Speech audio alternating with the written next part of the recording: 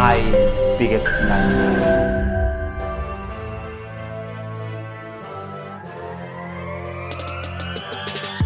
The biggest blunder I've done in business. My definite biggest blunder.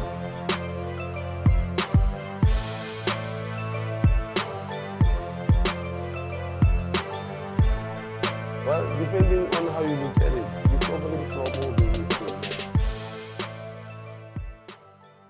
Yes. All right. All right. My name is Pinky, like I said. I'm from Soshanguve, north of Victoria. Raised by a single parent. My mother raising 4 girls. So you can imagine, 4 girls is not a child's play. I was that girl who was, just different from my sisters. A tomboy, they call me. As you can see, my legs can say it all.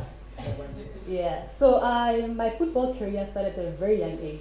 I started playing, with boys. And I remember vividly when I used to accompany my cousin, who used to stay with us at the time, to go play football. So the day I started, kicking that ball, that's the day I fell in love with the beautiful game of football. Football at the time was considered a man's sport. So as a young girl, trying to break in, the system and playing with guys, it wasn't easy. So I have to fight for my space and my spot. But eventually, there was a team in Soshanguve, a men's team, and ahead of them, they had a tryouts. So I tried to contact them and see how I can play for them. I was the only girl, but I think that was an advantage for me because I was a woman. They gave me the platform and they nurtured my skills and my talent. And then over the years, there was a team, a ladies team, they heard of me and they contacted me. They said, look, we want you to come and play for the team. And that gave me the platform to actually be seen by national coaches and scouts. So how it came about is that every region, they had teams and they select players that they think they are better suitable for the national team or for the interprovincial teams. So we didn't have any sponsors, we didn't have any professional leagues at the time. We relied mostly on interprovincial tournaments. So usually they'll select players and then we'll play as per region and coaches will come there, the scouts will come there and just to select players that are suitable for the national team. So SAFA didn't want to pump money in women's football, so it was so tough. We earned so little money. We traveled the world, but it wasn't enough. And I remember at the time they selected me to play for the under-19 and the senior national team. I was 15 years old. I was also studying, so I had to juggle both my studies and my football career. It was tough, sometimes I had to carry my books to the camp just to be in line with everybody in class. And I remember my mom was very, I had a very solid supportive system. My mom was there, my teachers were there. Not only did they want me to succeed in my football career, but they wanted me to also do well in my school.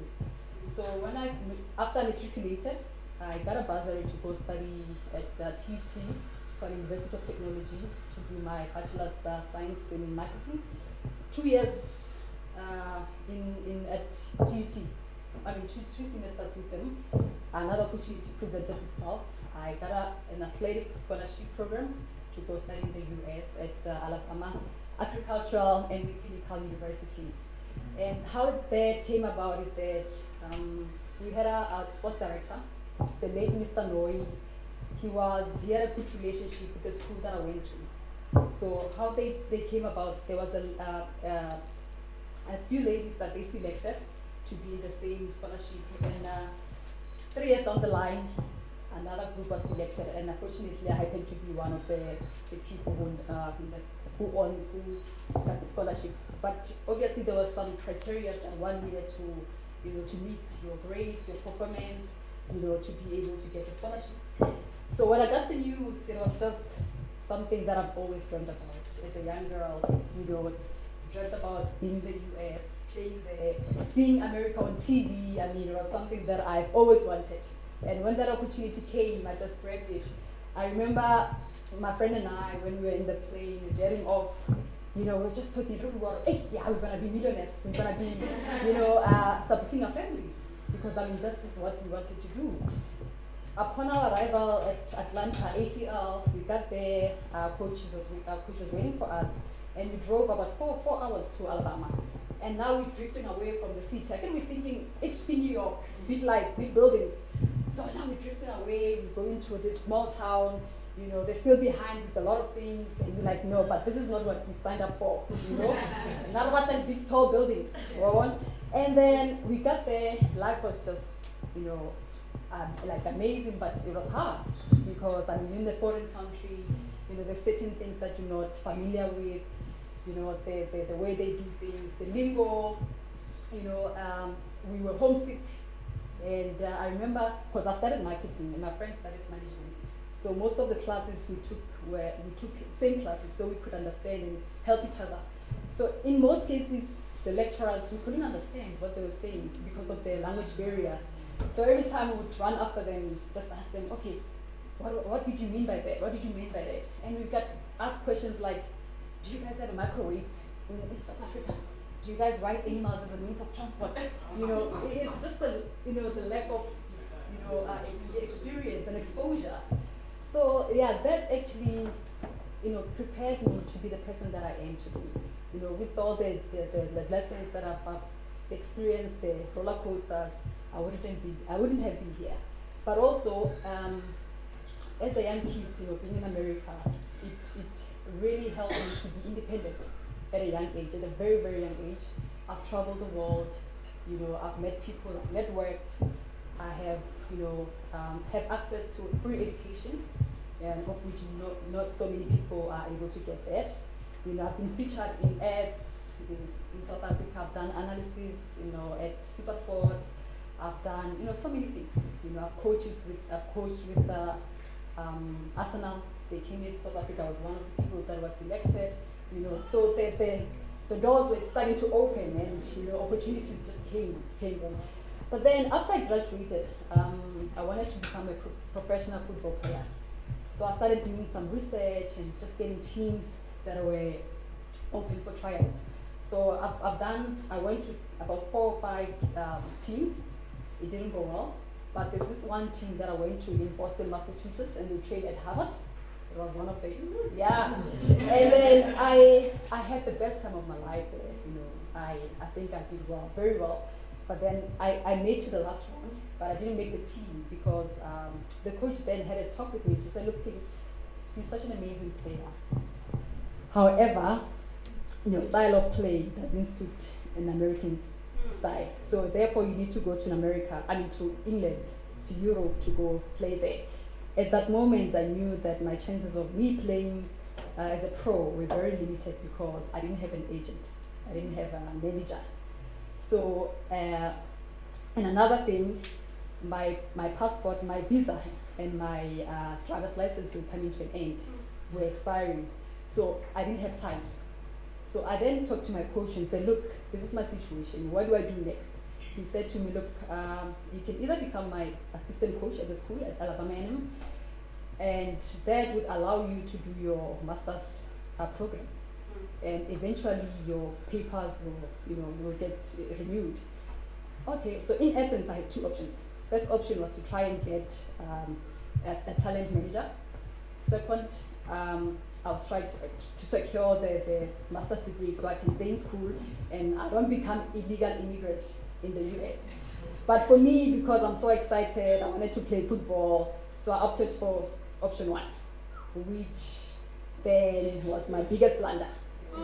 You see, so then at the end, I lost 2 opportunities. Then it was time for me to jet off to come back to South Africa, unplanned. And that moment for me, I knew that I could have done better with my decisions, and I didn't. So coming back to South Africa, I remember that day when I was packing my bags to go to America, all excited, my family excited, my friends excited. Now I have to pack my bags back to Joburg, back to South Africa. Unplanned, I don't have anything in my pockets, I didn't save anything. I thought I was gonna play football, and football will, make me a millionaire maybe. And then coming to South Africa, my friends have moved on, some of got babies, some of, succeeded in their lives, and here I was with a bachelor's degree, with no work, no experience. So, but then the lessons that I take away from this journey is that, do a proper planning. I should have done, because I know I wanted to be a professional player. So I needed to actually compile my tapes when I was playing, try to connect with talent managers, and then trying to see who can actually help me to do better decisions, and I didn't do that. And I remember this year in March, I did a program with UEFA through COSAFA. So that program actually opened my mind in a way that it helped me to look around and use the networks that you have around you, the information that you have around you, that they can actually help you. So if I've known prior, and I've done that program before, I think I could have done, better decisions. And also, with the scholarship that I did and the master's degree, should I have taken that, I think that I could have been a professional by now, instead of, doing things that I didn't really, really like, I was pushed to. So in conclusion, guys, I'm gonna leave you with a quote by Bill Gates, and it says, success, let me check. Success is a lousy teacher. And I relate to this quote because I think I've done some, bad decisions, and I was so excited that I was, graduating, not knowing that education doesn't end. If you know better, you do better. Thank you.